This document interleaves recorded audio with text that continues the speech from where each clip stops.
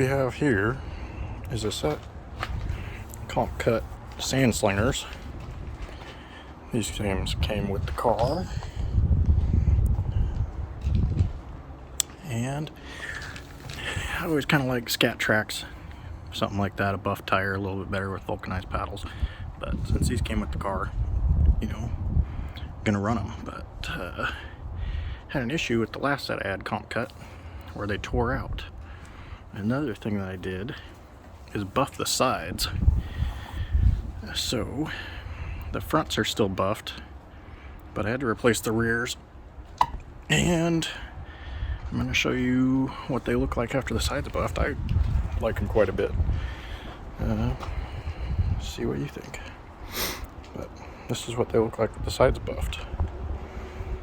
So I like it.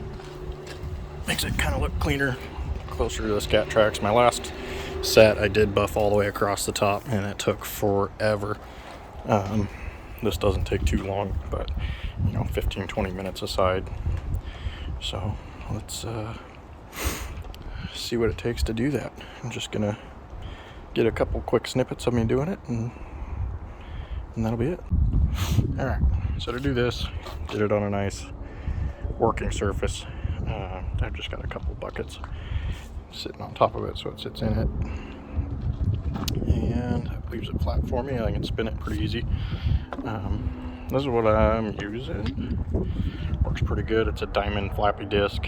I just got a 10-pack on Amazon. Whatever the Ecos. They work pretty good. I used about one attire when I did the last set where I did all the way across the side, but this is just a used one, and since I'm just doing the side for aesthetics, I'm using the same one. So let's see if I can do this with one hand and show you how it is. You just kind of want to go over it lightly.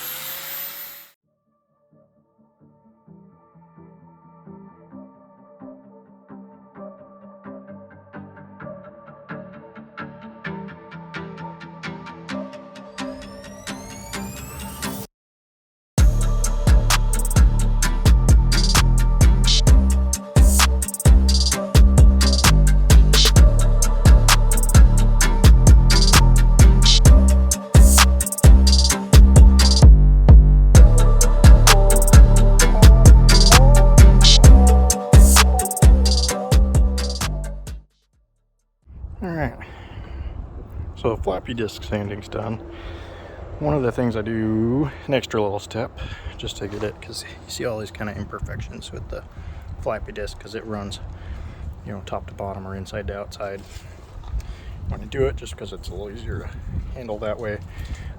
So I take just a little wire wheel at the end of the drill. You don't want it going too fast. You don't want to use a wire on your death wheel, because you'll probably just burn straight through it.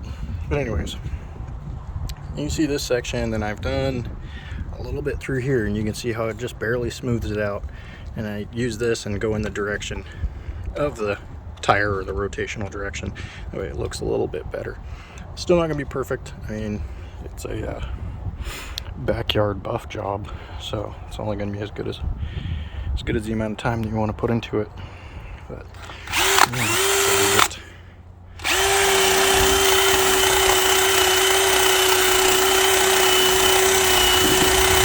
go back over it, back and forth.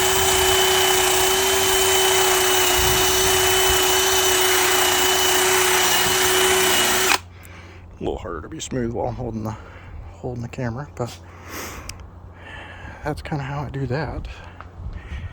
Now, on a serious note, this isn't really a recommended thing to do. This is just an aesthetic thing, doing it for myself. But I think it looks good. It's better than having the writing on the side. I know it'll be a little bit more dirty when I get into water or things like that, but you know, all the scat tracks on the ATVs do pretty good. All the buddies that run scats on their side-by-sides, they all clean up pretty good. Wet sand, of course, sticks to everything, but cleans off good when it's dry. Go out and rip the sand. I think these things will look good. But that's kind of it. So that's how I do it. But at the same time, do it at your own risk. It is. Longevity is not proven. Let's see, here's the wear on the beadlock ring from when the last one went down and got cut.